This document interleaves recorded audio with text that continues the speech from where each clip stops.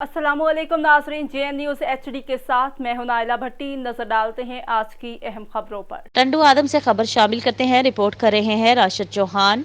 Transgender act नस्लों की तबाही और मुल्क का नजरियाती तशख़्ख़ुस ख़त्म करने का एक्ट है। तंजीम उस्ताद ऐसे किसी कानून और एक्ट का भरपूर मुकाबला करेगी जिससे मुल्क का नजरियाती तशख़्ख़ुस ख़त्म और नौजवान नस्ल तबाह हो। इन ख्यालात का इजहार तंजीम उस्ताद पाकिस्तान के सदर प्रोफेसर डॉक्टर इल्ताफ़ हुसैन लंगड़ियाल ने टंडू आदम में तंजीम उस्ताद के तहत मुनक्किदा मौलम इंसानियत कॉन्फ्रेंस से खिताब करते हुए किया। कॉन्फ्रेंस से तंजीम के मरकजी secretary general professor rice Ahmad Mansuri, ज़रई सदर सैयद आरिफुल्लाह सैफी और टंडू आदम एजुकेशनल सोसाइटी के सरपरस्त मुश्ताक अहमद आदिल ने भी खिताब किया। इस मौका पर तंजीम के सूबाई सेक्रेटरी मालियात अब्दुल सत्तार इंसारी, सेक्रेटरी नशर व इशात मुशर्रफ करीम, तंजीम के ज़िली सदर अब्दुल गफूर इंसारी, सेक्रेटरी ज़िला जहांगीर इकबाल और दीगर अहदेदारान भी मौजूद थे।